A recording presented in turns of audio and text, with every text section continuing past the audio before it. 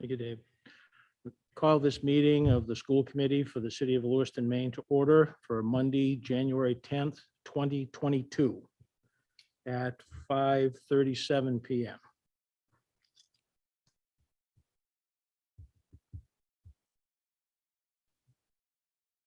We will now do the Pledge of Allegiance.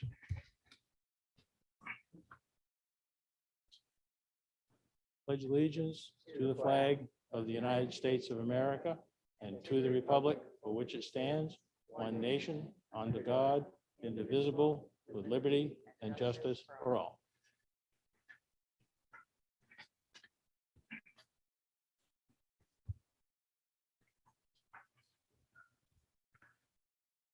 We will now do school committee introductions. We'll start with Assistant Superintendent. Megan Parks at large. Janet Bowden, Ward 2. I'm sorry, I'm thinking, my gosh, Bruce, you're Ward 1, you should go first. I'm Janet Bowden, Ward 2. Elizabeth Eames, Ward 3. Jake Langley, Superintendent.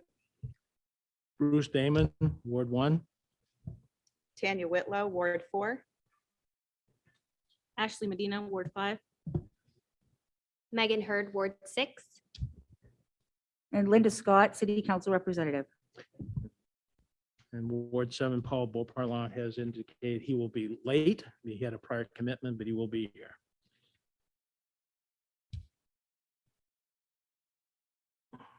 The next item on the agenda, item 3, is the consent agenda, which is transactions, minutes, and personnel.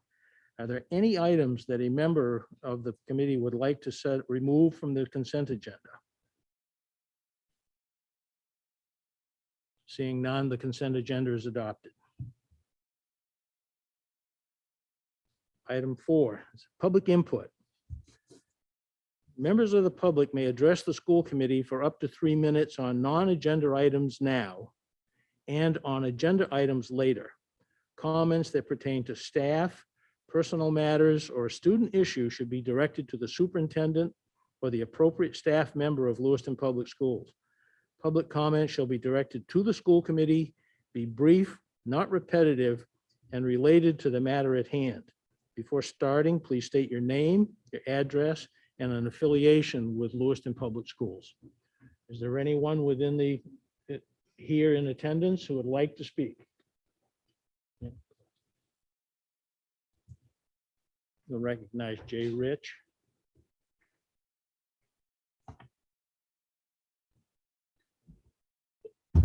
Good evening. My name is Jay Rich. I am an ELL teacher at McMahon Elementary School and also the interim president of the Lewiston Education Association.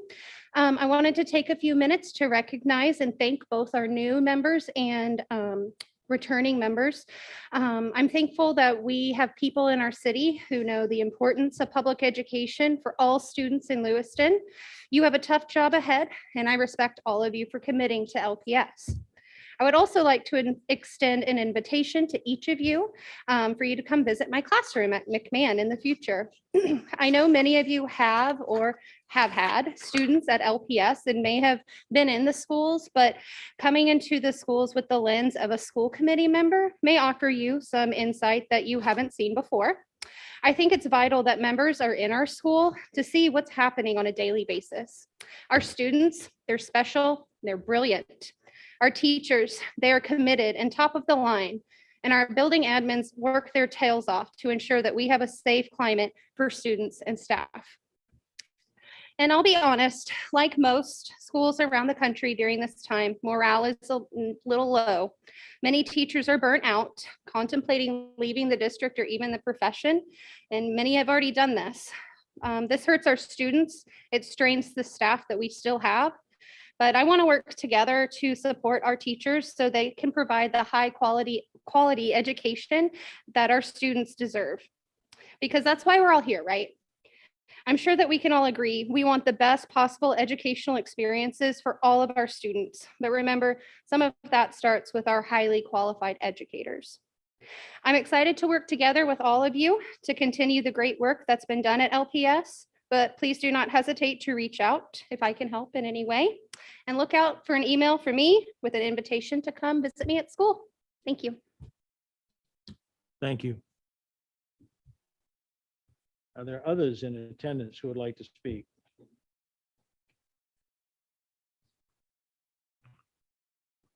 Okay, seeing none, we'll close the public comment section.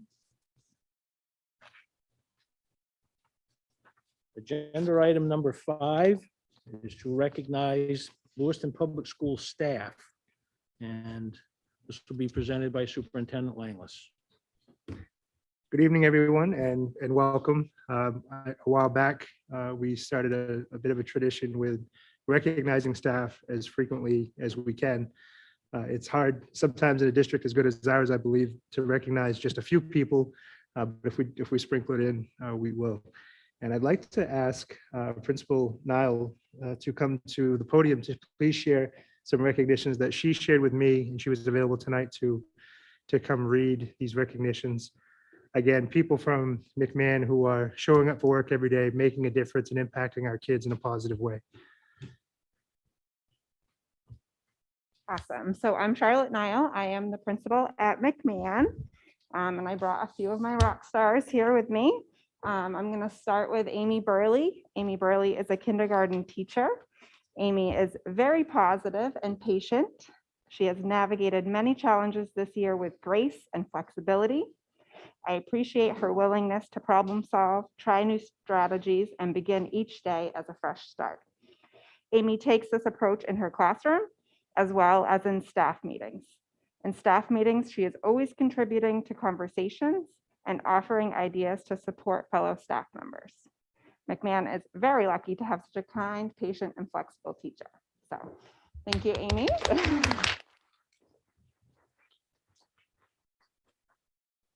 Next, I have Brooke, and I wrote Wardwell, but that's not your name anymore. Chasen.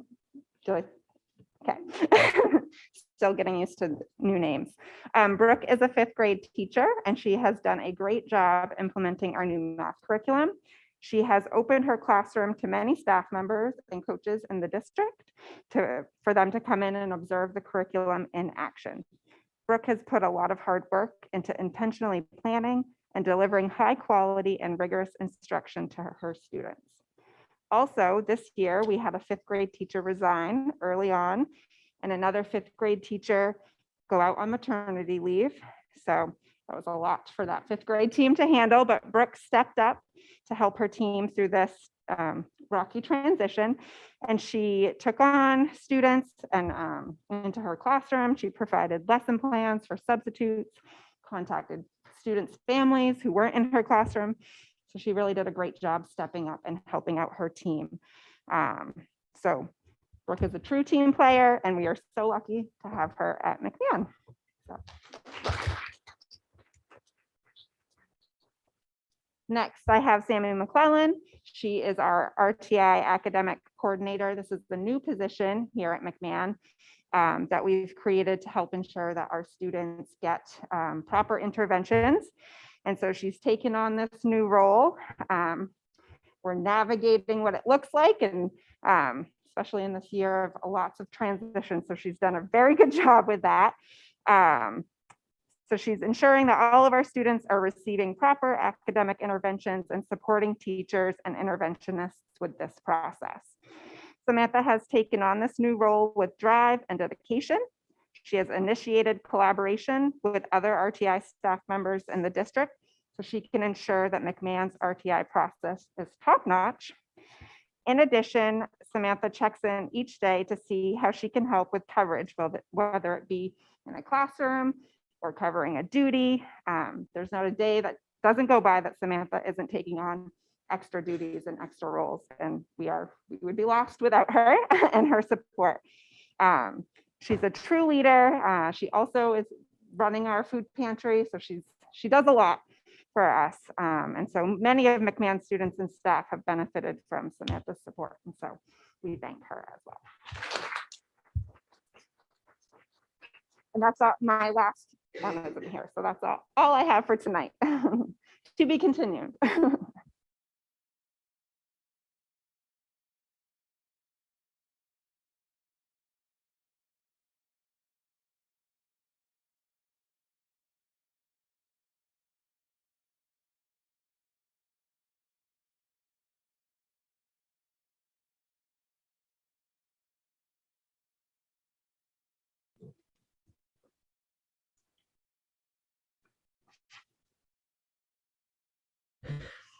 we have another group tonight.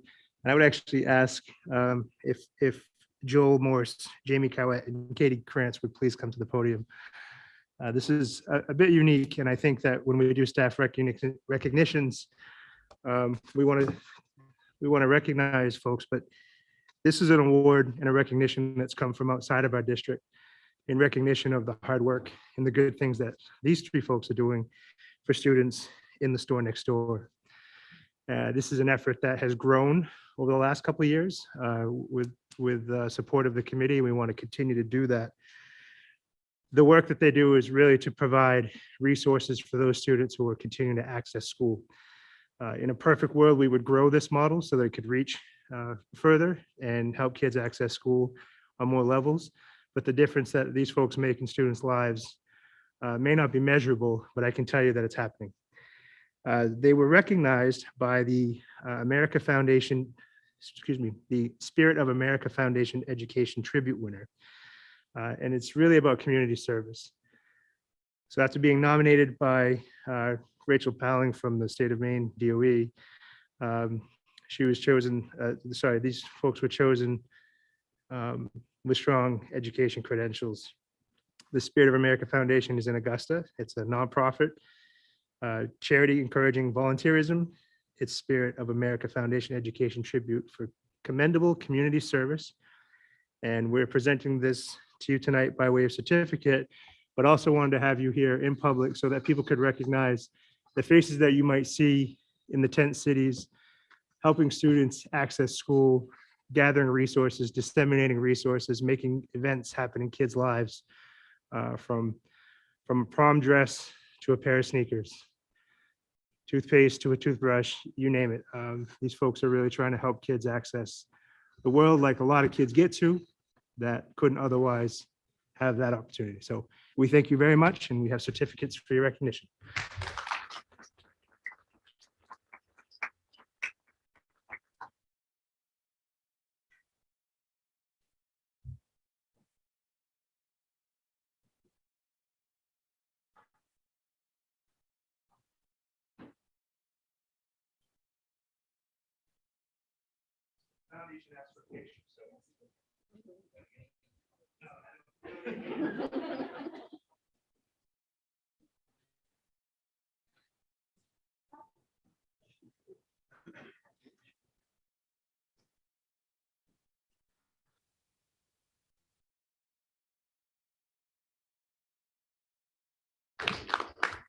Thank you.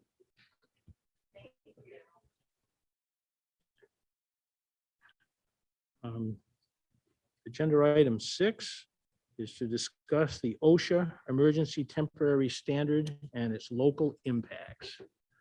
This is Superintendent Langlis. So I'm going to invite Human Resources Director Kim Brown to the podium. She has lots of information, and I think that there may be questions around this item. And so I'll see if she can come up so we can share some information with you and let you know some things that are going on and are active currently.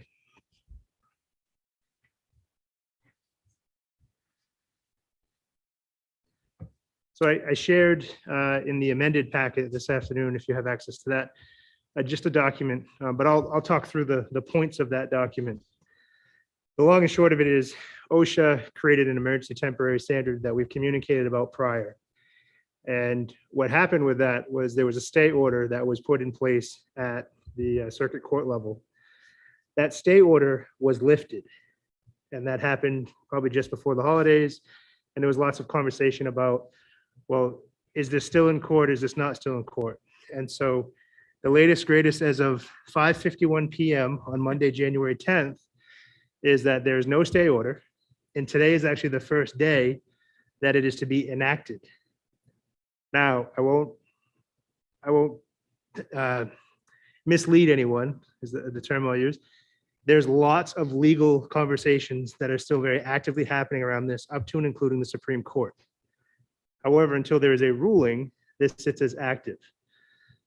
So we've taken some steps. Kim and her HR department and I have worked on some draft language for a policy. This is not a policy read tonight, but we want to make sure everyone's up to speed. This is our first meeting after our December break and first meeting of this group in the new year. But there's some significant provisions of this OSHA standard that are live today by rule. OSHA does have authority in our schools and in our workplace with our employees, of course. But some of the key components of this OSHA standard, I'll actually let Kim walk you through some of the key components, if you don't mind, Kim. Yeah, no problem. But the effective date of this is now. And so we need to take some steps to make sure we're putting things in place. I want to proceed intelligently, but cautiously. And I say that because the Supreme Court is still taking briefs on this, is my understanding. And until they make some kind of ruling, this is in play, but they could rule that this is not legal. They could rule that it is legal and carry it out. The other component to this politically that I want to share with you is an organization in Maine called BOSH. It's essentially OSHA for Maine. It's the Bureau of. And they can actually enact things at the state level that may or may not be at the federal level. In December, we thought this was going to happen. And we had shared this with you, I think, late November, early December, that this was pending before there was a stay order, and we were watching it closely. But the process that we're watching closely now has some dates in and around as late as January 18th, where the Bosch group may make a ruling if there's nothing coming out of the Supreme Court, or even if something does come out of the Supreme Court. But these dates and these timelines are subject to sanctions and fines and penalties from OSHA or from Bosch, depending on where the ruling comes from. And Kim can share some of the highlights of what this emergency temporary standard requires. Yes, so the primary components of this standard, as we would apply it within Lewiston Public Schools, is that an employee would need to be fully vaccinated or submit to weekly testing and wear a mask.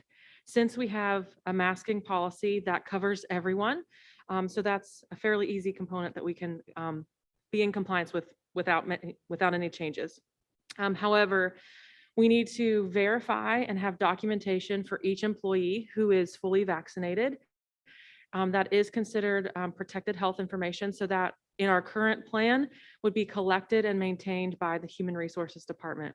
Even if somebody is fully vaccinated but has not provided us with the appropriate documentation, they would need to submit to the weekly testing in order to meet the requirement.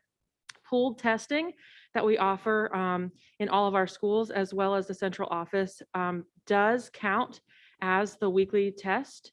However, if an employee misses that test, they would need to provide their own negative test or find a way to be tested and provide that result to Human Resources. Otherwise, as soon as they click into that 8th day, they would be placed on unpaid leave until they can provide a negative test and return. One of the difficulties that I'm trying to wrap my brain around is that when an educator does not meet that credential of providing the negative test every week, we would then have to find a substitute for them, but that substitute also has to be tested every 7 days. And so with a temporary workforce that picks up assignments as they will, doesn't work necessarily every day, may not be in the building for the pool test for that week, it just adds another layer of complexity there as we try to figure out how to implement the negative test rule. Those are the primary components. Again, the mask mandate would apply to a workplace that did not have a masking policy across the board. And so for those folks who do not have a documented, their vaccination status fully documented within HR, they would have to wear a mask in the workplace. So if we were to ever remove our masking policy and this mandate were still in place, unvaccinated employees would have to continue to be masked in the workplace. I believe that covers all the high points that we would be required to do. The first phase of this is collecting acceptable proof of vaccination from every employee. Yeah, and I guess part of the conversation tonight is because it is upon us, and today being the 10th, and there being no stay order in place or any causation to not follow this emergency temporary standard, we're actually going to start doing that. We're going to start that first phase of collecting that information from people as the emergency temporary standard asks. The other components have 100 variables to them. I know Kim mentioned a couple. The recent CDC information to me caused me to ask even more questions. One of them being you can test at home with a home test. And I know that the government's making a big push to get home tests out to people in their residence. Can we accept those? Do we not? If we do, how do we validate? If we don't have to, is it just a form? There's all of these metrics. There are some other layers to this too, that from a business office and payroll perspective, if we have someone land in that category of you do not work here anymore, is it progressive discipline? What leverage do we have as a school department to encourage people to be in compliance with the OSHA standard while also respecting their rights, while also waiting for court rulings? Well, there's so many layers to this, but we do have to start with this because it is enacted today.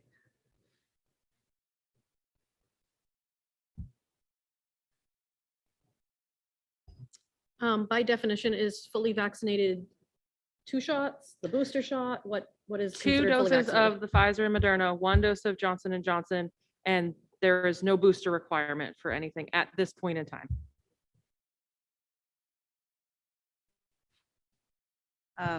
Could you clarify what state order means? So the state order was an injunction that was filed in district level court. This is a federal court structure. And while they were reviewing the request to put a stop to the emergency temporary standard from OSHA, they issued a state order, which is essentially saying, until we decide, we want everyone to do nothing. And then what happened was they decided to take back that state order. And there's different interpretations about the language they produced when they did that. Some people feel like it led to them thinking that it was going to pass at a Supreme Court or gave some legal standing elsewhere.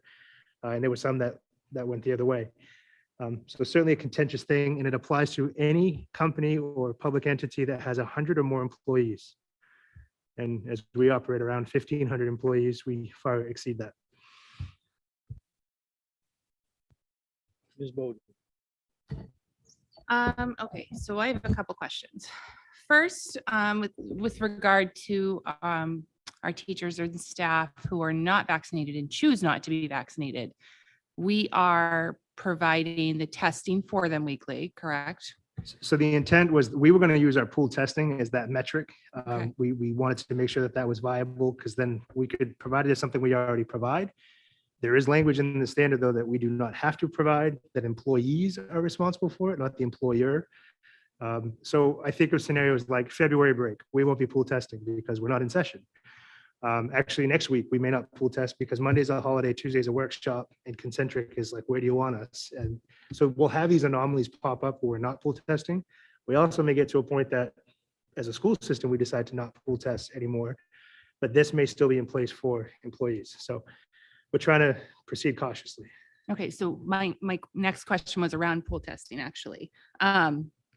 So if teachers are participating, staff are participating in the pool testing, you're not getting results for a few days. And then you can go back and retest individuals to see who is the positive in the group. And by the time that's all said and done, now we're past that 5-day quarantine window. And what was the point of pool testing these teachers? What's the point of pool testing our kids at that point? That's a whole different issue, but I'm just wondering what testing. I just don't see the point in testing the teachers every week because it doesn't sound like you're going to get an accurate, timely result from the teachers. And that's kind of what this sounds like they want a weekly, you're negative is what they're looking for, right? Yeah, the standard I understand is 7 days. And there's also language in there that if you are out of work for 7 or more days, that there's different criteria to return. I should also add that if you have tested positive within the past 90 days, you do not have to submit to the weekly testing if you have had a positive COVID test. That has to be confirmed again with medical documentation, but there will be folks that may cause a pool to be falsely positive because they are past their time of being symptomatic or having to quarantine, but may still have a positive COVID test. So there is that provision there. But the time frame with the test results and the quarantine windows are outside of the mandate of having to have a test every 7 days. So it is something that we're trying to contemplate a lot as we figure out how logistically we're going to implement this just on a day-to-day basis. Okay.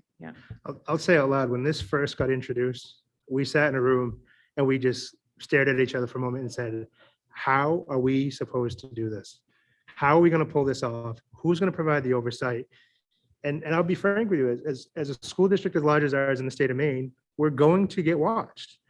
We will have eyes on us looking to see if we're following and we're compliant, and there are fines and whatnot tied to it. So we're trying to, again, intelligently but cautiously figure out how we navigate this.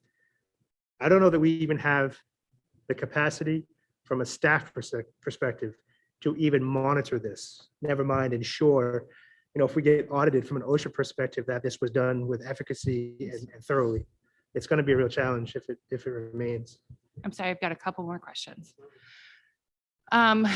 You kind of touched on this next one, but I mean, who is overseeing this? Like, how are you supposed to know all of this information? Like, this is very fascinating to me. And at what point, so if someone has had COVID in the last 90 days and they're not vaccinated, and then the 90 days is up, are you requiring them to go get vaccinated at this point? Yeah, so I can walk through a little bit of the logistics as to how I envision this going in my, Okay. as we work this out. But the first step would be to gather everyone's vaccination status. So folks that aren't vaccinated wouldn't need to necessarily report in. However, folks that are fully vaccinated would just need to provide human resources with proof of vaccination. And then we would have a list of all the employees who's vaccinated and who's not. So those who are not vaccinated or have not provided proof to HR would then be on a list where we would have to have on record a negative COVID test on a weekly basis. And so each week we would have that list. If somebody provided us with proof that they have had a positive COVID test in a 90-day window, they would be off of that list until that 90 days expired, and then they would go back on the list of needing to have that negative COVID test. And so we would have somebody, we would need to designate someone to make sure that we have that documentation. I am imagining rolling weeks. So if I miss my pool test on Wednesday and I provide a negative test on Thursday, Thursday becomes my new day, that next Thursday I have to provide a negative test. So I imagine this being a lot of administrative legwork. Additionally, whoever is tasked with making sure we have all the documentation for the negative tests would need to communicate really clearly with human resources and the payroll office, because if they are not able to provide a negative test to us, they would be put on unpaid leave until they provided us with the negative test result. And so that would result in, particularly for our folks that are not time card employees, just a lot of moving parts to make sure that all that documentation was thoroughly kept. And then from there, as people became vaccinated, they would move to the list where we wouldn't need the negative test every week. There is also a provision for accommodation or exemptions. So employees do have the ability to request exemptions for bona fide medical reasons or for religious accommodations. So there is that possibility as well. Can I just, to further complicate things that are already in my head, I don't know how I would even oversee this or provide Kim the resources she would need to do this. Kim is extremely efficient and she will streamline anything you put in front of her. This is a major ask and it has all kinds of anomalies in it. And I don't see us having the staff to do it, but I will also add that last week, because of, I think, the people traveling over the break, there was a significant backup in test results. As many of you know, or if you know someone that traveled, it was even on the news, they had carts that were going to fill planes that were just left there in the weather because there was nowhere to put the test that needed to go be tested at the labs. And I'm not trying to be extreme in this, but last week we had our test results come back, usually 12 to 24 hours max. That went 48 plus hours before we even got results. That didn't even give us enough time to do the follow-up to the pool testing that came in. in that particular instance, I would imagine that would be in violation of the OSHA standard. That's a tricky thing. And then you get to Monday, which is today. If we were to follow up test those people, some of them are starting to pool test for their new week. It's really cumbersome. One other thing I want to add is, as a district, we have ordered repeatedly more tests. On one occasion, we had to scramble and borrow tests from other places. And last week, we had to go from one school to another just to get enough tests to start the follow-up because we didn't have enough on site. And from what I'm hearing from people, you can't just walk into a store right now and get a test either. You can't call a doctor and get a PCR within any normal time frame. So while that may all improve, I'm just saying there's so many logistical hurdle is the wrong word. There's logistical walls in front of trying to implement this effectively. One aspect of the OSHA standard that they have put into place is that a home test, so like the Binex test, can be used, but it cannot be both self-administered and self-read. So it needs to be either administered by somebody else, and I guess you could read the results, but it's how we have generally done it within our schools, is that the school nurse would help administer, would do the test and then read the result. And so even as testing supplies improve and maybe home tests come into being and people have wide access to them, per the current OSHA standard, they cannot be self-administered and self-read. So we would have to have some sort of mechanism in place for people to have their test results read. Is someone from OSHA going to come and check on this every single week? I don't know where OSHA will look to start, but it would be here. Of course it would. That's, Okay. and I'm not looking to go under any radar. I want to do it the right way, but I don't know how. I don't know how we do this. Okay. Thanks. I'm wondering whether it is today is the deadline to start the process, or today is the deadline to have it all in place. Can we make a good faith effort to start on the way towards getting something done in the hope that some intervention happens at the court level? Or do we have to have it done now? I think it's a good question. So it doesn't have to be done today, but we do have to be in progress. And the order does ask that by January 10th, we are collecting vaccination status. And so with this item on the agenda tonight, we decided that this is a good faith effort to start the process. It's not like we haven't done other things. We've talked about this for weeks. We have a draft policy that we could consider. Not that that's on the agenda tonight, because we just don't know what might come of a different ruling. But we do have to get things in place. And to be honest, I know that we have some staff who may be vaccinated, who will choose to not share, because that's their perspective, and that will trigger some other components. So challenging, but it doesn't have to all be in place today. No. And the latest that we have is that OSHA will not enforce the testing requirement of this mandate before February 9th. So there is a little bit of a window for us to get the testing piece off the ground with the delayed timelines due to this day. Member Hurd? So I guess one of my biggest concerns is our number one thing is keeping our kids in school. And we're already at a pretty huge deficit when it comes to teachers. I mean, you send out a update weekly of how many of our staff are out. And so this is just adding to that potential possibility that more staff are going to either be potentially out or leaving, and then our kids will not be able to remain in school. And you did touch on this a little bit, but when our kids test positive in a pool test, we offer them like a Binex or like a 15-minute rapid or something like that. Yes. Is that an option for our teachers? I know you had mentioned like getting substitutes or someone that's coming back from a vacation or something like that. Is that an option for them to like show up on site that day, get a swab? If it comes back in 15 minutes and it's negative, then they can like shoot to their, like, is that an option just so we try to It is. The eliminate? Binex antigen test is absolutely an update for an option for those testing components. We hesitated to use that language, one, because every time we do that, that has to go be entered into a site called RedCap, so that it's tracked, which means we need a staff to do that. We also need someone to administer it and wait 15 minutes and read the test and provide the result. We need spaces to do that, all those things. But we, as of late anyway, and this could change, we don't have the supply. If 100 people showed up today and said, hey, can I just take a quick test before I work? I don't know that we'd have enough supply to do that in our pool testing. And I just want to be clear, when we have a lot of positive pools, and we've had as many as 70, 80 positive pools, hypothetically, if there's 10 people in each of those pools, and most of them are that size, if not bigger, if we have 80 positive pools in our district, that's 800 tests that we go through to do the follow-up. If there's no positive found in that, by rule, we're supposed to wait 2 days and then test everyone again. We're finding more and more that when we do the follow-up tests, that pools are not showing who was positive. So for example, if we were a pool and we got test results in 2 days, and we do a test, nobody's testing positive. Not in all pools, but in a lot of pools, we're not seeing a positive result.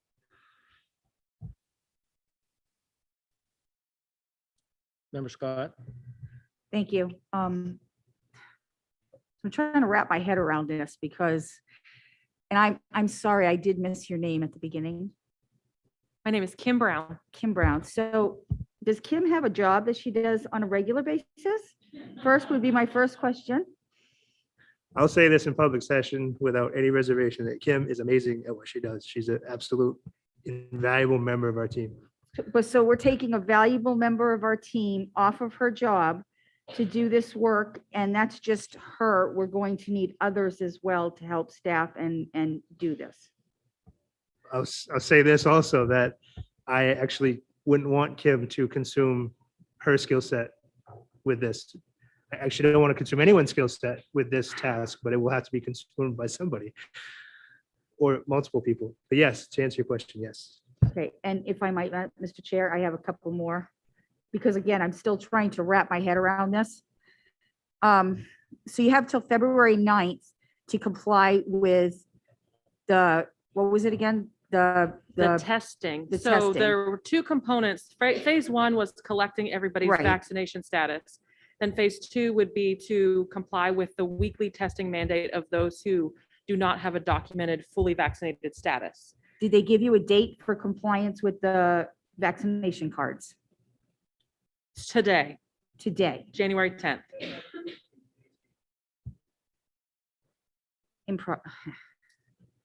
So, and we're in short supply of testing We are currently, yes. currently, and I just saw today that the governor has stated that she has asked, what is it, Abbott, to get more tests and do them as fast as she can.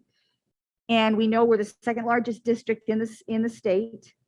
I think we need to reach out to the governor's office and figure out how they're going to help us and help us get this through, because we're already short-staffed. How are we going to keep our staff going? How are we going to keep our kids in school? How is this even feasible?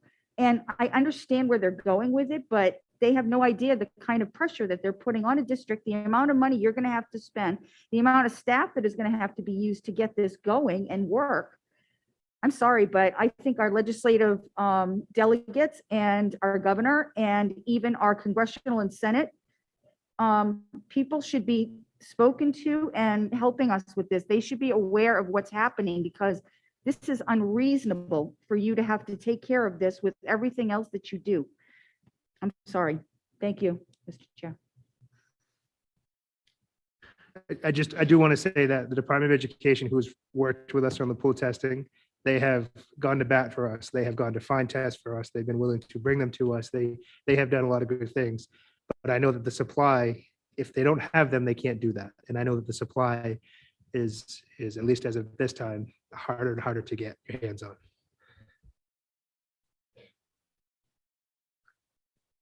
Just point of reference, and Kim is the HR director, and she's going to be off for a few days. She is. So it will not be Kim and Kim's skill set that is trying to manage this for the next few weeks at least, but her work and what she has done for the district is absolutely exemplary. And we would be in a whole lot worse spot if we didn't have Kim on board. So, Ms. Whitlow. Yeah, so do we have somebody that's taking her spot while she's gone? And are we planning on hiring somebody else specifically to run this pool testing and tracking and We're not hiring while Kim is away. We do believe we have the capacity in our current structure to get through. This additional task is prompting us to think about how we'll manage it at all. And I guess I say that on two fronts. One is, no, we don't have additional staff. And two, it's very difficult to even find staff, even if that were the effort we wanted to take. We do have some ESSER funds that we could use to hire someone to do exclusively this. And it may be a direction we have to go as this comes to fruition for February. Yes. So I know you mentioned that if we didn't comply, there were fines. Do we happen to know what those fines are and if that's something that we're willing to risk if we can't accommodate their demands? So from my chair, I'm going to say, no, I'm not willing to risk that. The OSHA standards, there's lots of processes in place to support them or deny them or say that they're legal or not legal. I do think it is our burden until they are named not legal to comply with it as a standing order. Kim, did you pull up that? I did. I had to do a quick Google search. It's right just under $14,000 per violation of the standard as a fine.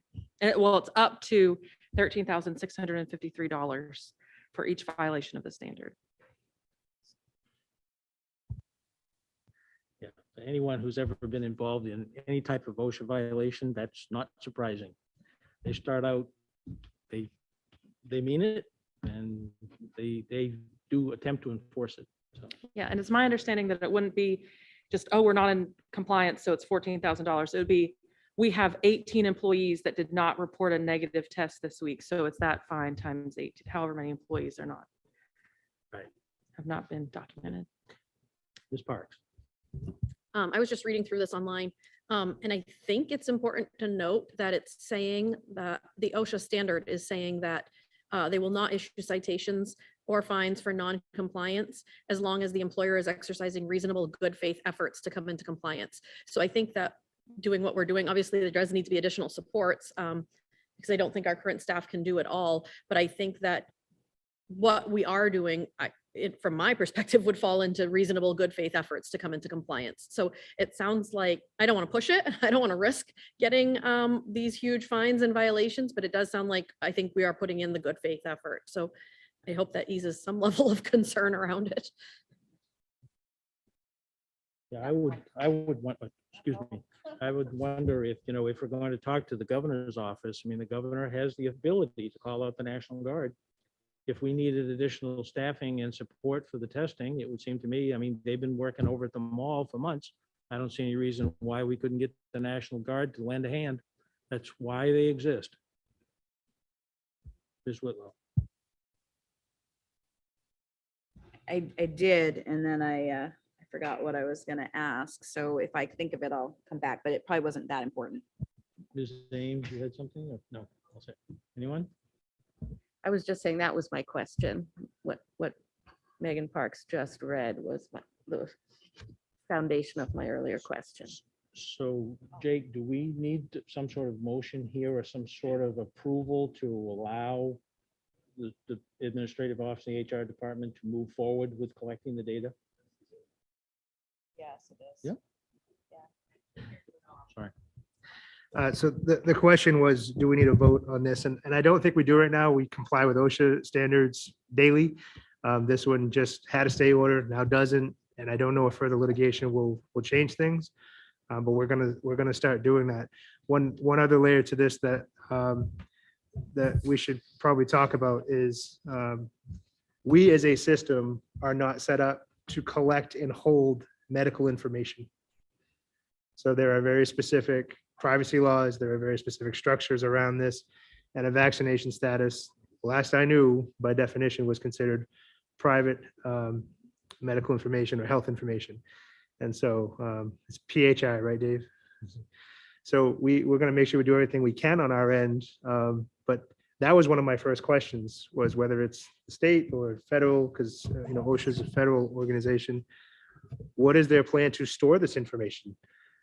Because this is private health information. We're set up to protect student academic records from a FERPA perspective, but we're not set up to do certain things. So we're gonna do the best we can and follow the OSHA standard, but there's a lot of layers to this that have left us very concerned.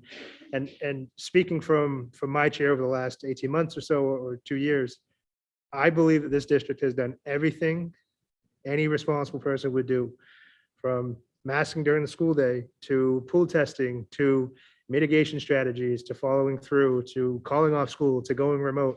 We've done everything we can do while we remain committed to having school in person.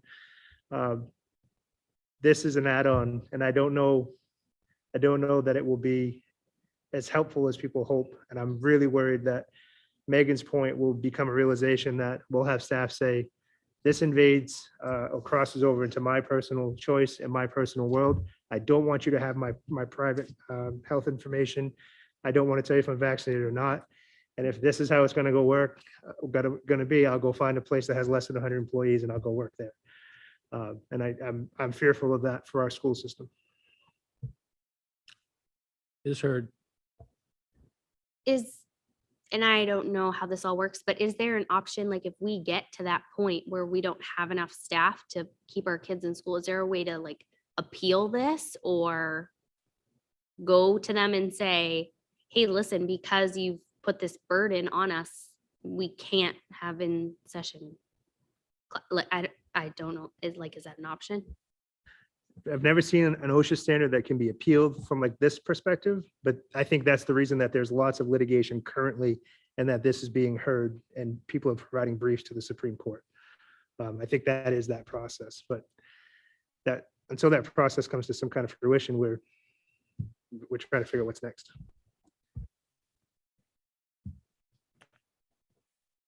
Anything else on this?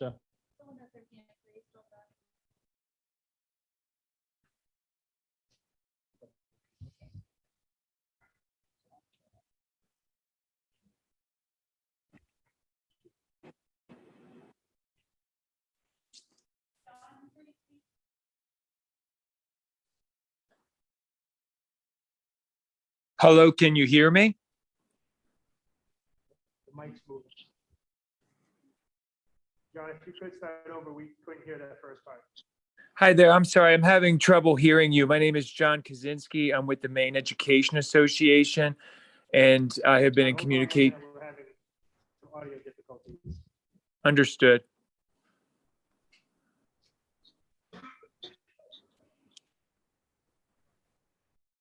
John, could you try again? Can you hear me now?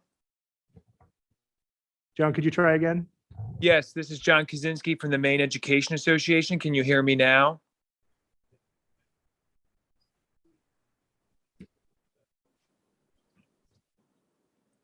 Can you hear me? John, we're still working on the audio. Give us one moment. Yes, sir. John, we're still working on the audio. If you could give us a moment. Understood.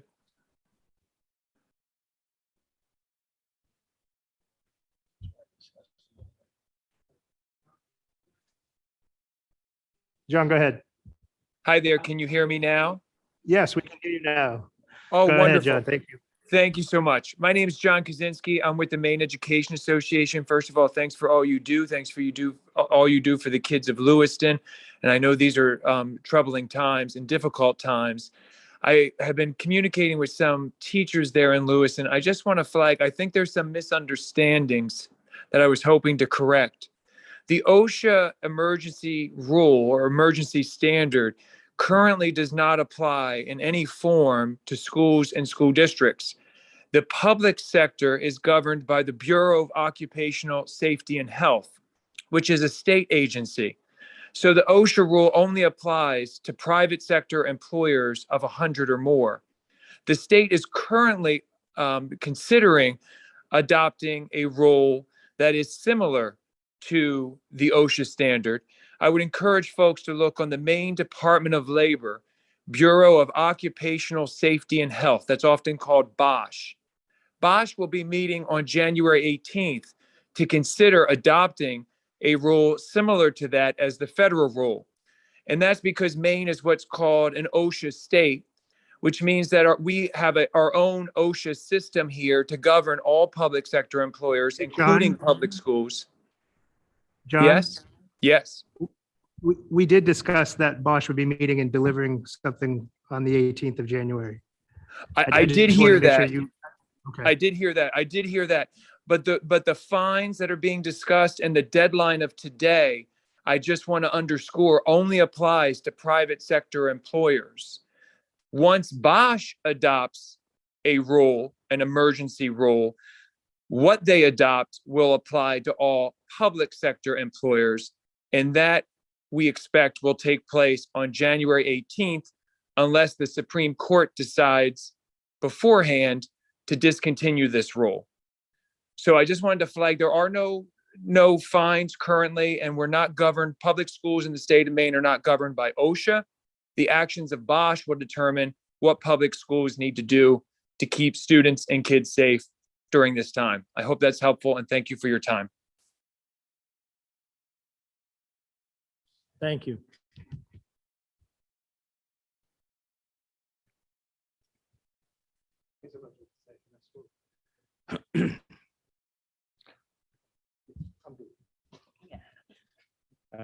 Anyone else? Ms. Brown, you're all set? Okay. Thank you all so much. Thank Thank you Kim. for your work, Kim.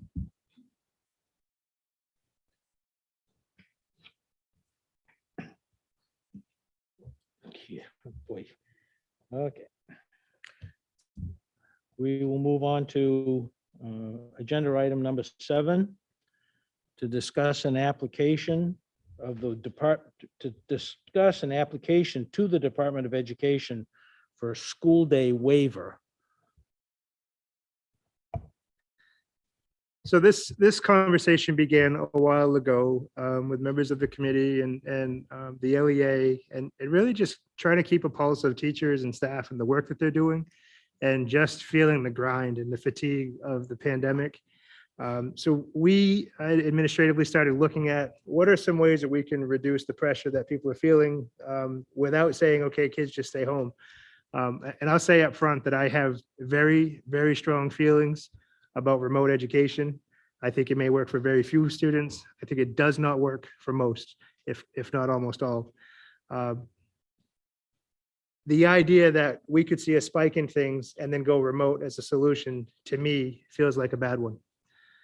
If we don't have the staff, we should call it the day. But the language of the state says we'll put that day back in June. I can't look a teacher in the eyes right now and say that if we have a disruption now, we're going to extend the school year. It's a very difficult thing to even comprehend, at least from my perspective. I did share in the memo some different thoughts, but when students are not in school, there's no routine. For many of our kids, there's no nutrition. There's no access to the adults that care about them. There's no access to teachers who provide instruction and engage them and care about them. Relationships with the staff, even beyond the teachers and ed techs, administrators, custodians, nutrition staff. It's a big machine, but the machine is full of relationships. And so when we get to this position of what can we do to provide some relief, we started reaching out and exploring what are the rules of a waiver. So if we just get to a place where the best thing to do right now is to just take a day, what does that look like? And so in our exploration, we found that something different from this year to from last year, I should say.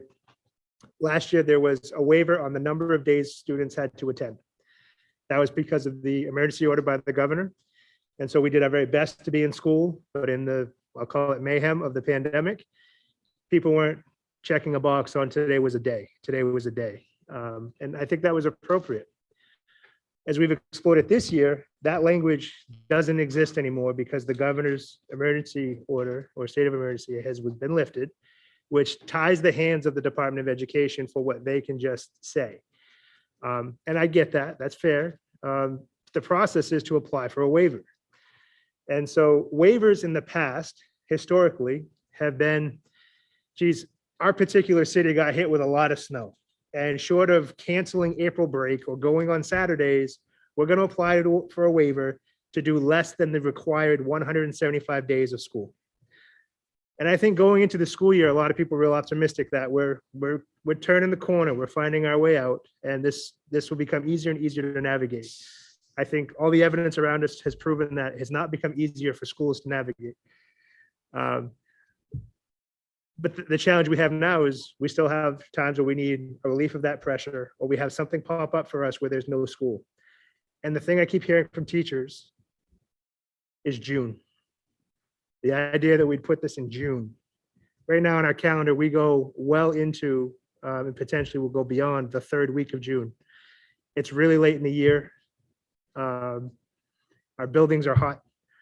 The kids are done. The staff, and I love them, they're done, and I get it. I've been a teacher, I know what it's like. Tournaments are happening for sports that are outside of school because that's the time of year where people start to do more traveling. Families have plans. We have students that just disappear that time of year because, hey, the third week of June, we go. That's just what we do.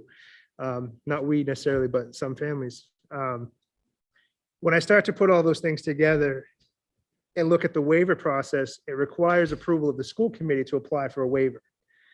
And I guess what I'm asking tonight is for your vote or permission to apply for a waiver in a way that has never been done to my knowledge.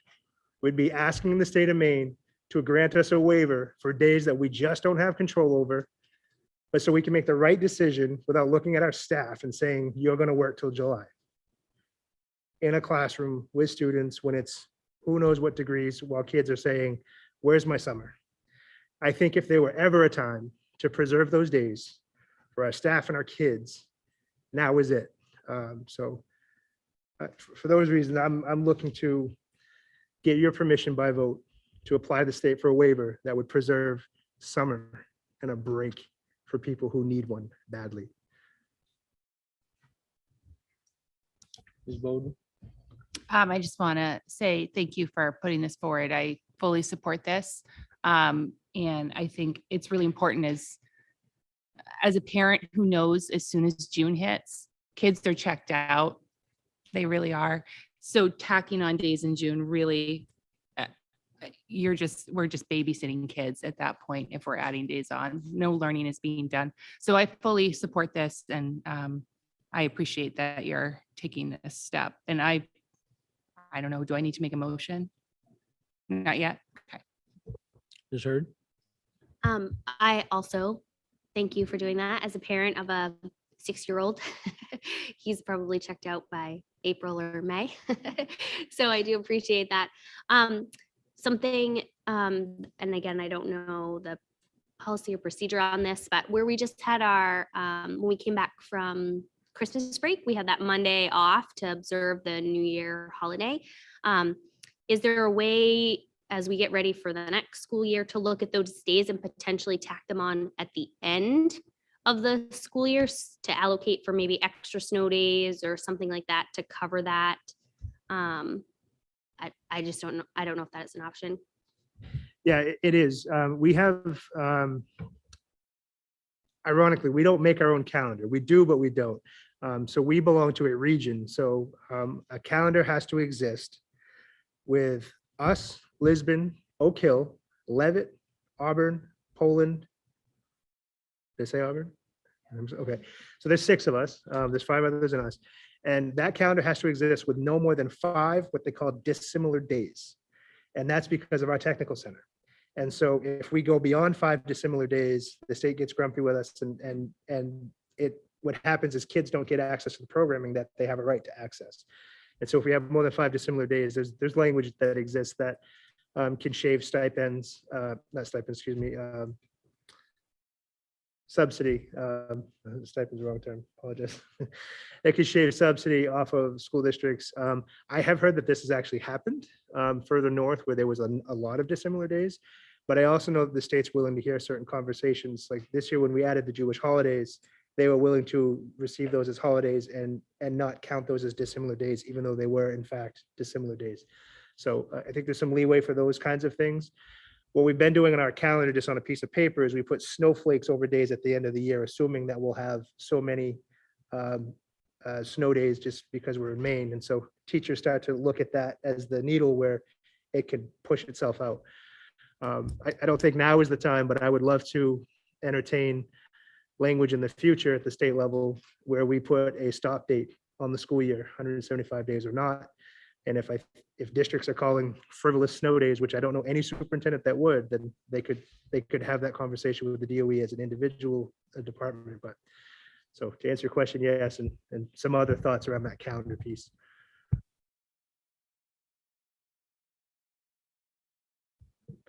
Just wanted to recognize too that member Bo Parlon has joined us. Thank you, Paul. Others that would like to speak to this particular item in support or in opposition? Seeing none, I would entertain a motion. I would make a motion to adopt, or is that the word? To pursue the waiver with the state. Moved by member Second, Bowden and seconded by second, member Scott. Is there further discussion? Seeing none, we'll call the roll. We'll start with member at large. Yes. Yes. Yes. Yes. Yes. 100% yes. Yes. Yes. yes, So the motion is to to attempt to make the application to attempt to get these days waived, and it's unanimous from the school committee. Thank you, everyone, for that. I think that is the right thing. It's been tough, and doesn't look like it's going to get any easier. Agenda item number 8 is to receive and approve the 2022 to 24 school committee procedural rules that would cover this entire elected term. Yeah, I was reading over it, and on number 11, it states that board members should notify the superintendent, their assistant, and the chair in writing if they cannot make a meeting.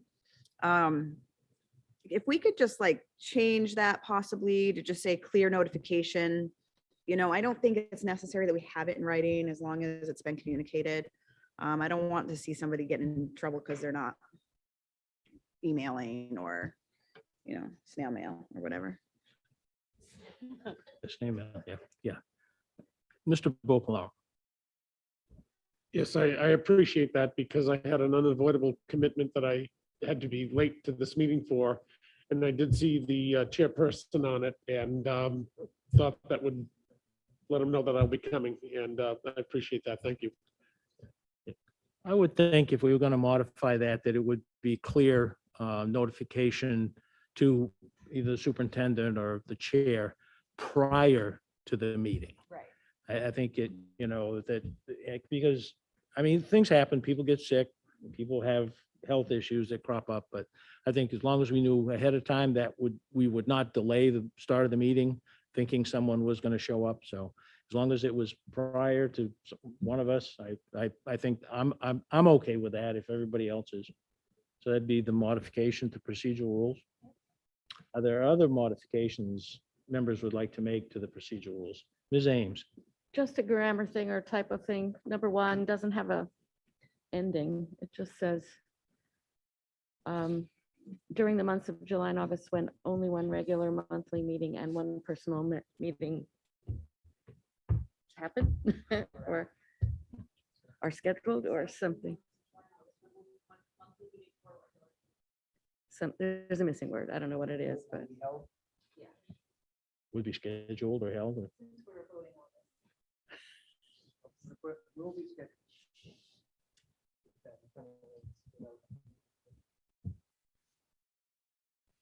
Okay. Other modifications. Whoop. I just caught what she was saying. It took me a bit to figure out, but yeah, she's right. So we would need a motion. Someone? Ms. Whitlow, I move that we approve the procedural rules as amended. I'll second it. okay, and so it's a motion by member Whitlow, approved by member Medina. Any further discussion? Roll, I'll call the roll at large. Yes. Ward 2? Yes. Ward 3? Yes, I'm yes. Ward 4? Yes. Ward 5? Yes. 6? Yes. 7? Yes. Council? Yes, The motion is approved as unanimous.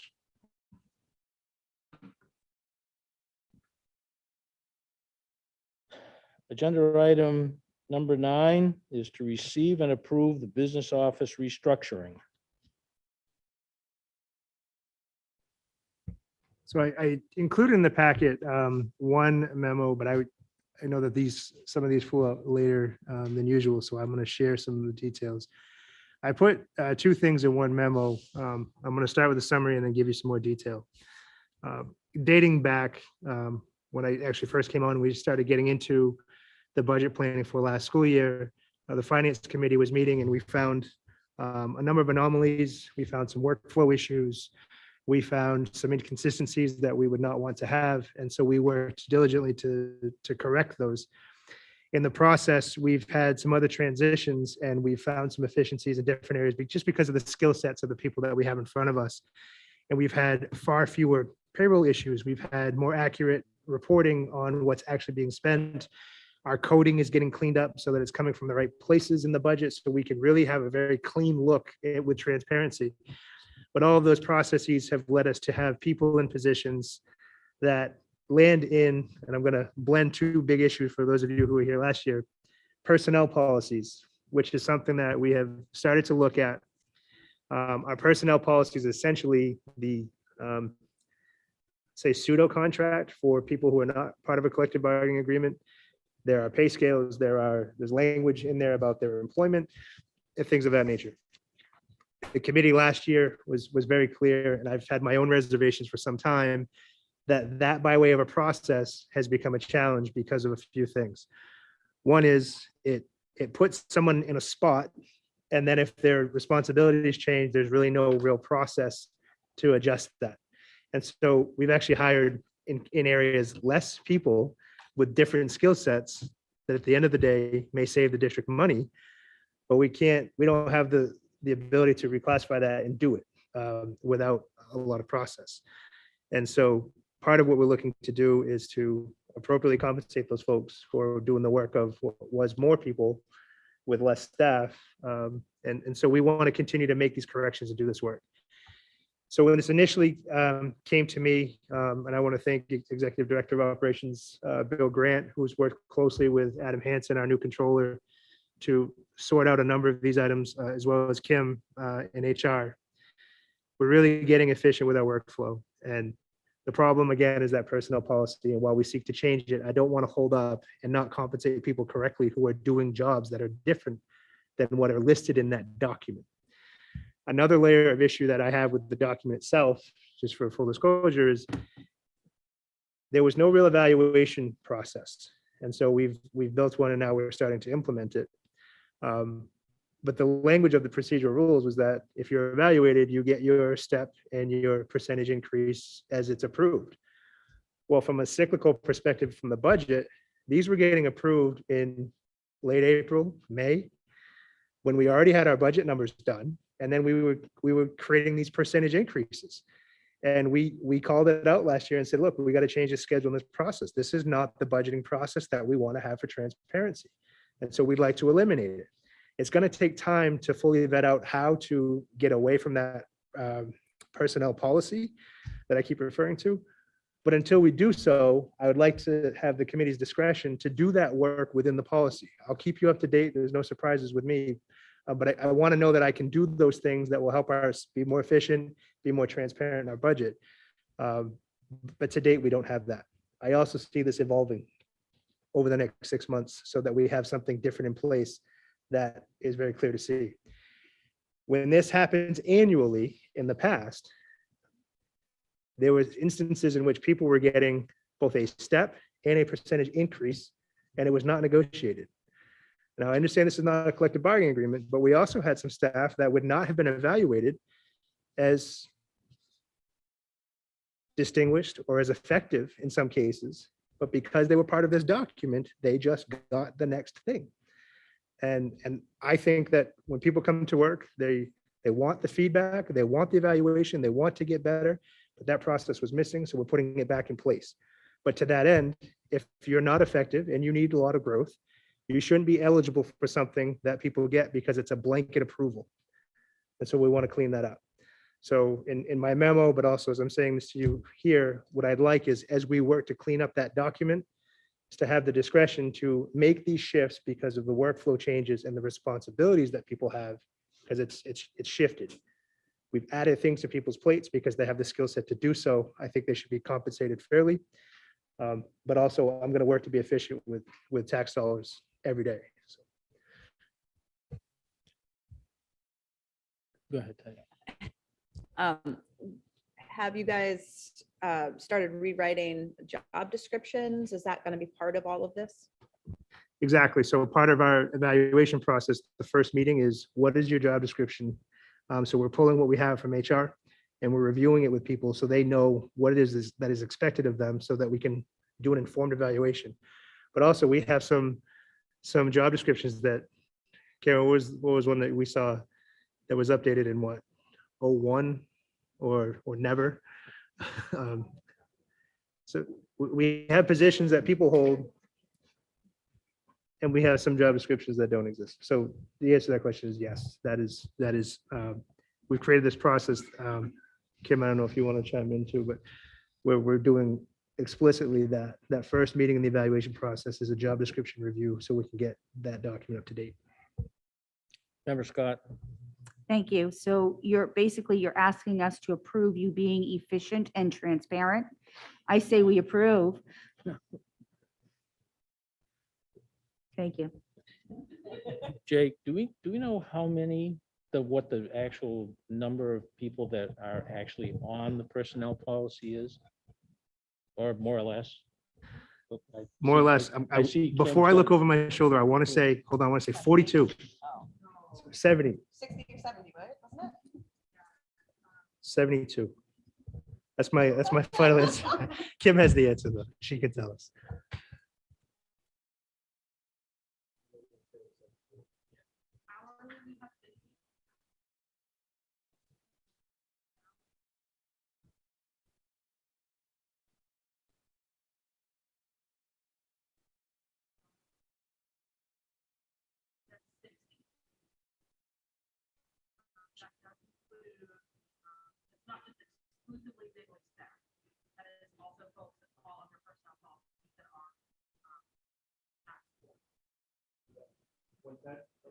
Yeah.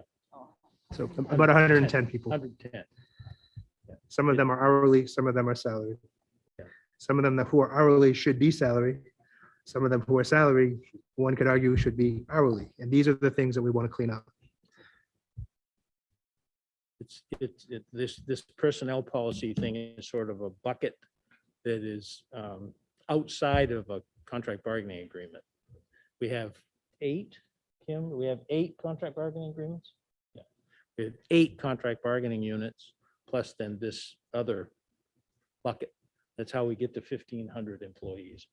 So it's a significant piece of the budget. So needs to be cleaned up if it can be. I'd be in support of it. Member Whitlow. Is it okay if I go ahead and make a motion to approve the business office restructuring? I'll second that. Okay, so we have a motion by Member Whitlow. Whoop. I just want to go full disclosure. So taken from the memo that the language is really about the superintendent having the discretion to place people within that structure. As we restructure, I want it to be fully transparent that we're asking people to do things that they might not have in the past because they have the skill set to do so. But I don't want the committee or the public to think that I'm just moving people where I feel like it. But I'd like to have the discretion and the trust to be able to do those as we figure this piece out. To change your motion? So it wouldn't be what's on written here, because it says to approve business office restructuring. And if we all know what that means, I'm okay with that same motion, but if we need to change that, it does seem, when this came up on the agenda, I was like, what are we doing now? You know, but so the wording does throw you off a little bit.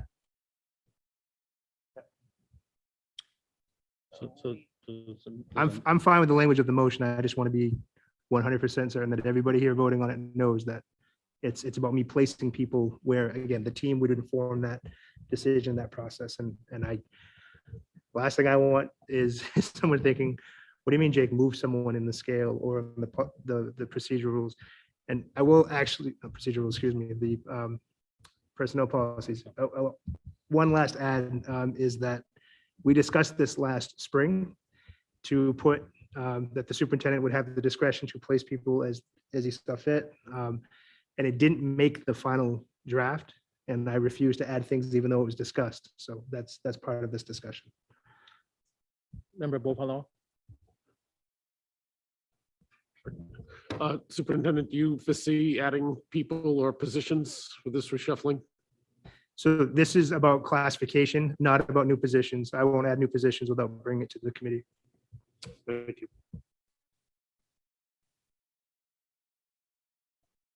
Further discussion? Seeing none, we'll call the roll. At large? Yes. Ward 2, Yes. 3, Yes. I'm yes. Yes. 5, Yes. 6, Yes. 7, Yes. council? Yes. Motion passes 8-0.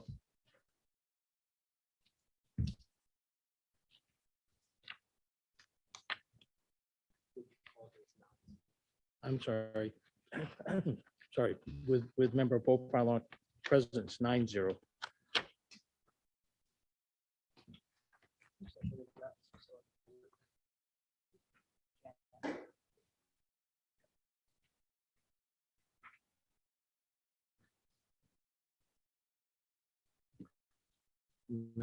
Agenda item number 10 is to receive and approve grant-funded compensation rates consistent with special project work. So this follows very similar in line, but this is using federal dollars. And so we've actually done this, but I don't know that it's been before you to say that we've been doing this. And we're finding unique situations. For example, we've already approved in our emergency funds to hire a project manager to help us facilitate some of the federal dollars for the projects that we have approved by the state. We just don't have the capacity to start the project, monitor the project, and do things the way that we'd like to do. Well, project managers are not easy to come by these days. And we've had some people reach out to us to say, well, I'll do it, but I'll do it for this much, or I'll do it this many hours and I'll write up a contract for how many hours, but it's to do a piece of project management for a project and not necessarily come work for Lewiston Public Schools as a project manager. And so it started to get into that place where we always want to ensure that we're going to pay the minimum wage. That's a given.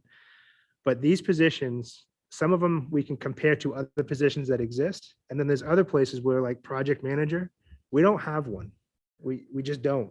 And comparatively with the market and the skill set, one of the concerns that I have was we're not going to get the work done before the money sunsets because we don't have anyone to facilitate the work. So we may have to do some of these one-off things where we sign a contract with someone or pay hourly. And the rates, when I looked at the market rates for project management, it surprised me a bit. And I didn't want to move ahead with things like that without a discussion at this level first. They're not inexpensive and they're hard to come by and they have a special skill set. So I didn't want you to see something down the road and be like, we paid someone how much an hour to do this kind of work without you knowing that we're looking at trying to find creative ways to get pieces and or whole projects done, but we're not able to find a staff that will just come in and do it for us as a full-time job. I think want to make sure too that folks understand that when you talk about a project manager, it can run a huge gamut. I mean, we had a project manager for the expansion at the high school, there was construction. But Dave could have a major project that he needs done that he doesn't have the capacity for, so he needs to hire somebody to manage the subcontractors and the performance of it. Because that could be software, it could be hardware, it could be all kinds of things. Same is true with, other types of projects.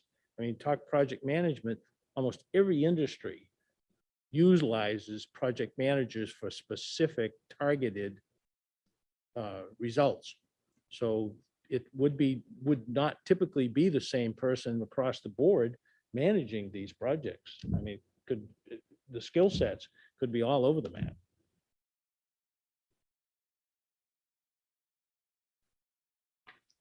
So discussion or Tanya?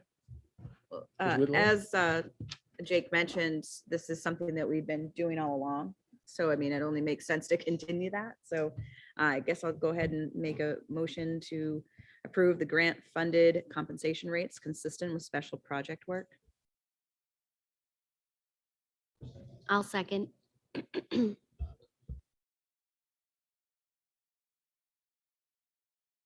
Thank you. I'm always a little suspicious when an outsider is able to pretty much write his or her own contract. What will be the oversight on this?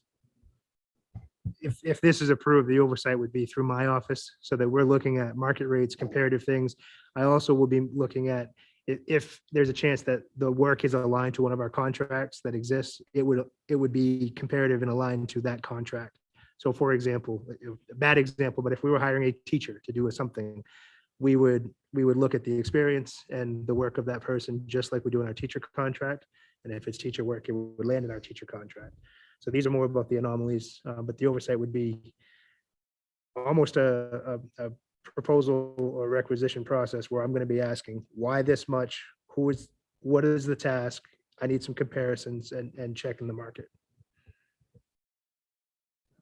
And also, would you be the point person to oversee his work to make sure that the description is being fulfilled and the hours are being worked?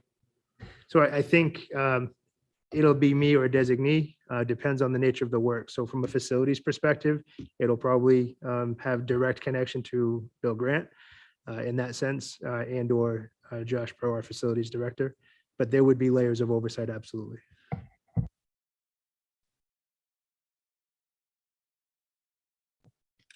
Further discussion? Yes, Mr. Wilpont. I'd ask our representative from the city council, is there something parallel to this in the work done on the city council? I know you're new on this. Not that I have heard of, no. But I mean, if this is something you're already doing, this is something that you have the funds for and have a certain time frame that they have to be used, I would say that it's something that we have to do. We don't want to lose any funding that we get or any money that we have available to use. I just want to add, the memo that I shared had this and the prior agenda item connected together, but really it was looking for, the vote of the committee to have the discretion to carry out these things. This second item that is separate is very specific to the ESSER funding. So this is that emergency fund that does have a sunset. This is not general fund or local tax base specific dollars. It is tax dollars. I'm not blind to that, but it operates in this different realm. So what it would not be, though, remember, Beaupont, is me hiring 10 teachers and putting them in a classroom and paying them some abstract rate, because of a thing. This would be more, someone's going to replace the ventilation system or the roof or something like that. And we need someone to facilitate a bid process and oversight and to make sure the specs are being followed and things of that nature. Jay, could this also be someone, if we were working toward a new specific program, that there would be someone maybe to help make sure that we met all of the criteria for a new program? Yeah, I could see it being something specialized like that, but it would definitely be specialized work, not day-to-day things. Yeah. Anyone else? Okay, so there's the motion by Member Whitlow and seconded by Member Hurd. to consider, to approve this grant funding compensation? That's Ward one, at large, Yes. Ward two, Yes. three, Yes. yes. Ward four, Yes. Mayor five, Yes. six? Yes. Yes. Yes. Okay. That's okay, that's fine, that's fine. So the vote is 9-0 to approve. Agenda item number 11, to receive and approve Megan Parks for the nomination to serve the Lewiston Area Public Health Committee. And Is this a school-based project or So state-based project? I can make this one quick, and we actually discussed this, but it's not part of the inauguration. So the Lewiston Area Public Health Committee was in existence. Megan served as the representative for the school system last time around. She would like to remain there. This is something we discussed at the dinner, and it requires a vote. And so we wanted to bring it to the committee at our first meeting. Megan, I don't know if you want to share a little bit about the role or. So the previous committee appointed me to finish off Ronnie Parody's term. She had been serving as the rep for the Lewiston School Department, and she resigned from her role in, I don't know, I think it was late summer. And so I stepped in at that point. The work of the Lewiston Area Public Health Committee is vast. We did work around arranging a get together in the park this summer in September for the substance use recovery community. We work with all aspects of public health, everything from encouraging vaccinations, clinics, goodness, I don't know, it's vast, but it's all based on public health here in the community. And I feel like in the few months that I've been doing it, I haven't been able to dig in enough. And so I would like to continue in this role for the next 2 years. Other comments? Member Buchanan? I'd publicly like to thank Mrs. Parks for taking this on. Her work on the committee, her vocation, her actual jobs, and her avocation really shows her commitment and concern for the health of our community. And I can't think of a better qualified person to take it. And I just always worry about people adding too much to their plate. And just want to thank you publicly for taking that mantle. Ms. Golden? Yeah, I would agree with Mr. Beauplant, but I would like to make a motion then to approve Megan. Some motions or second? I'll second. Motion by member Bowden, seconded by member Hurd. Any further discussion? Ms. Scott? Rally for recovery. You're welcome. I forget words when I'm on the spot, so that just completely went blank. Thank you.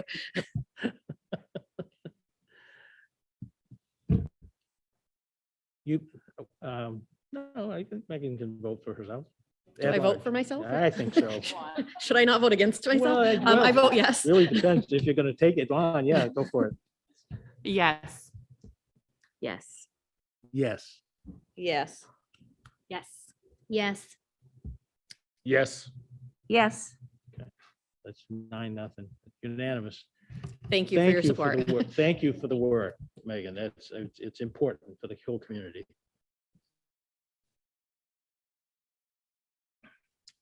Agenda item number 12 is to appoint assignments to the school committee vice chair, parliamentarian, and subcommittees.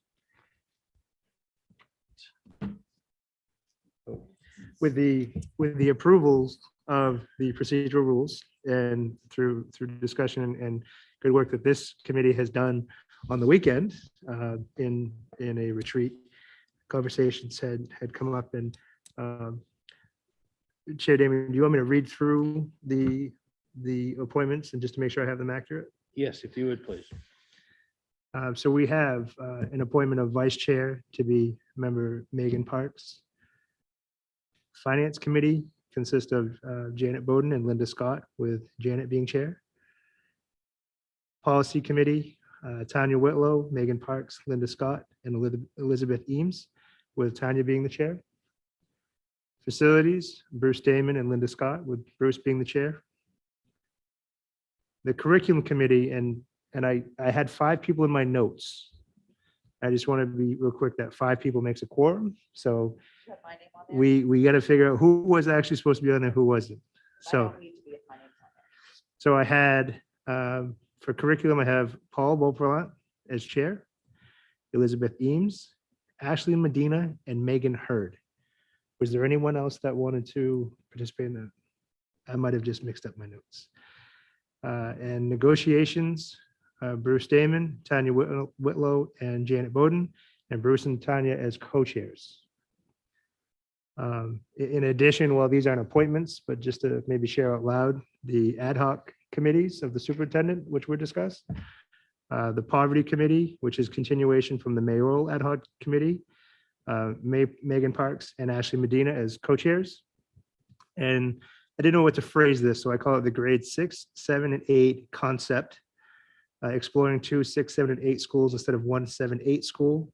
Again, this is just concept level and having discussions around the pros and cons of that, with Janet Bowden as chair and Megan Parks and Megan Hurd as school committee members. Those ad hoc committees would have public involvement also, as well as subcommittees potentially. Ms. Parks. Can you, I don't know if you've even thought this far out yet. I know for the poverty committee, it already exists, but for the 6, 7, 8 concept committee, how will you solicit public involvement, parents, teachers, whoever wants to be involved in that? Yeah, we're gonna have to open it up and do an invite. I think what I'd like to do is start with the school committee members first to see if we can try to build ourselves a charge of this ad hoc committee to make sure we know that the end point of this group and what they're trying to do before it might move to another committee or involve others. And I think once we discuss that charge, maybe before we formalize it, we talk about how big should this group be, and what's the nature of the work that we will do to build a concept and get those pros and cons. Ms. Whitlow.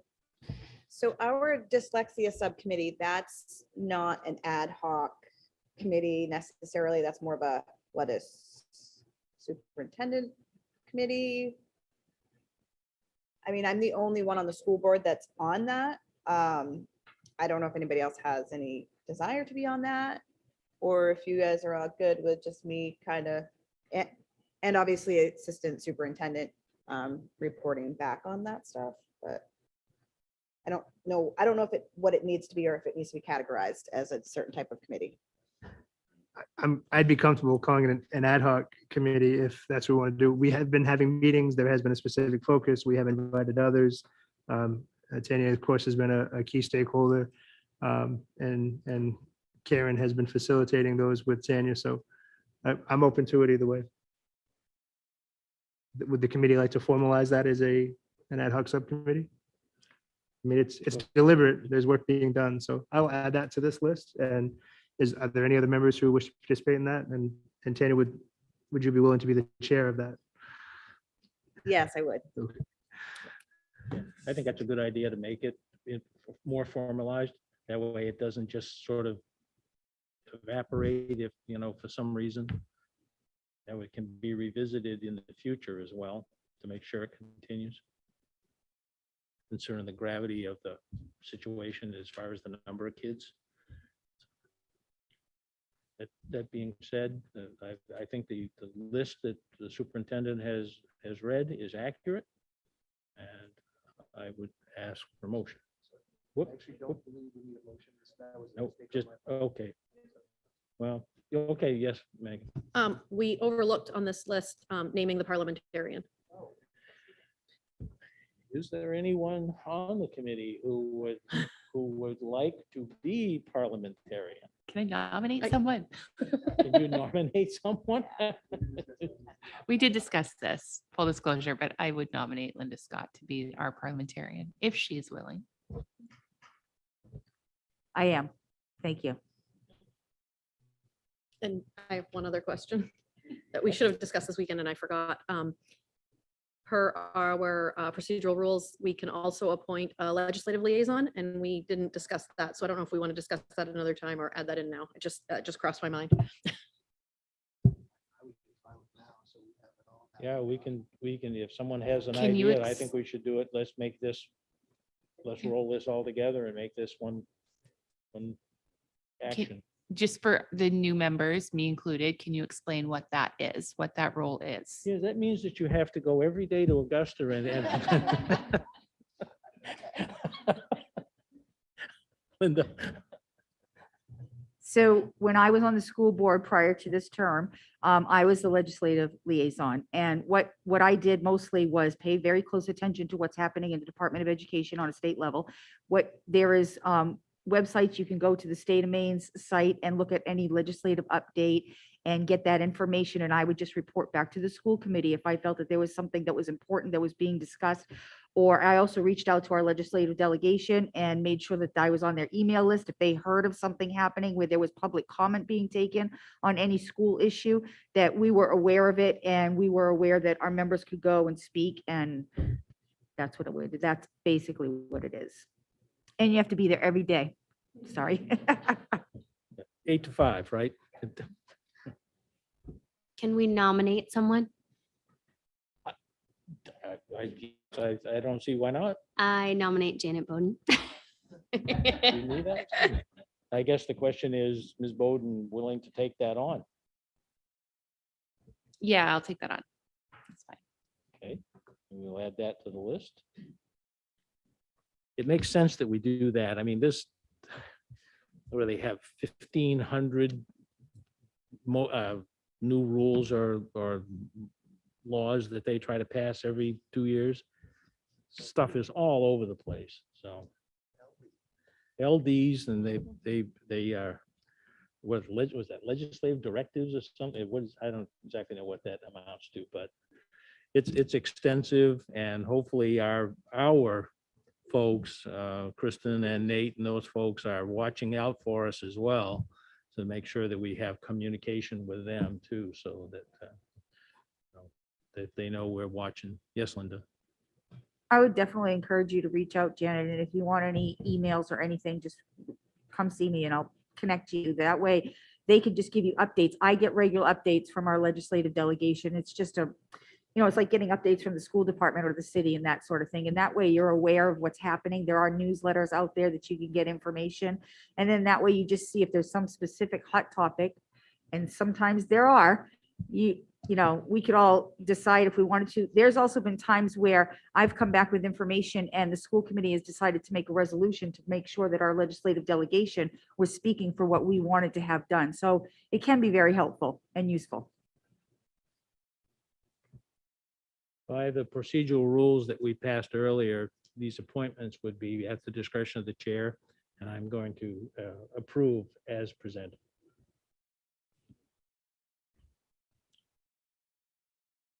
The agenda item number 13 is a report from the school committee chair. I would have to say thank you, everyone, for the retreat of the other day. I found that very helpful.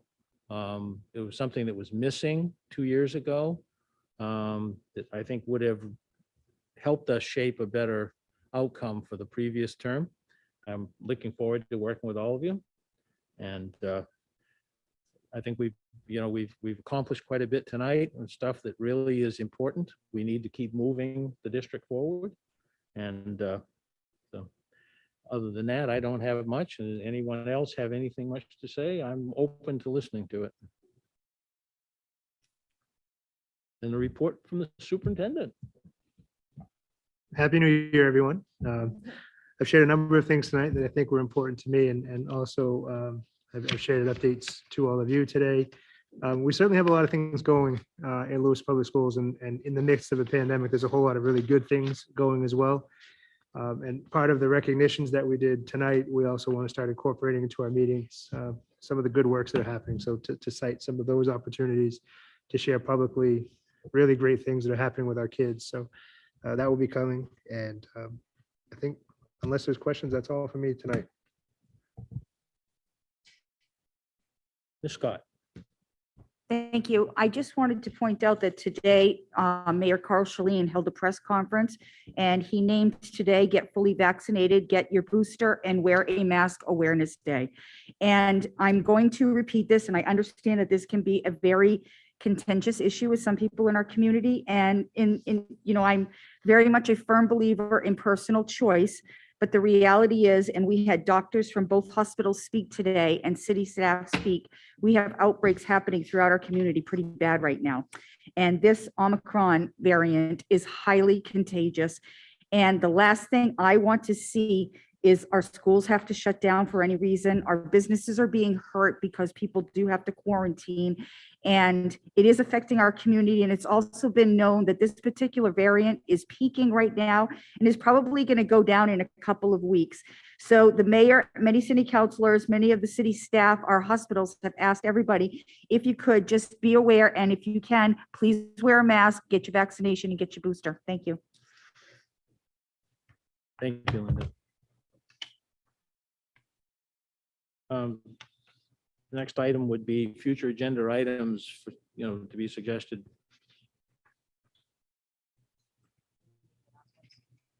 Well, I think Linda just did it. Well, community announcement. I think that was where Linda was going with it, but Megan.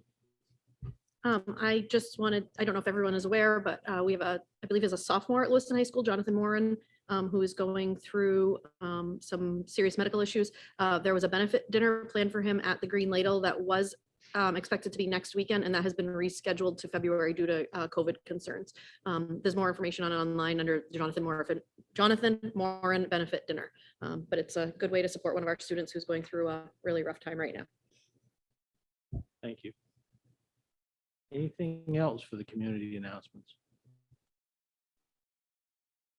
Future agenda items, which would be item 16. Okay. Agenda item 17 would be to enter into executive session to discuss a personnel matter in accordance with 1 MRSA 4056A. So moved. So moved by Ms. Bowden. Second. And second by Ms. Whitlow. Or at large, Yes. Ms. Bowden, Yes. Ms. Ames? Yes. Yes? Yes. Yes. Yes. Yes. Yes. Yes.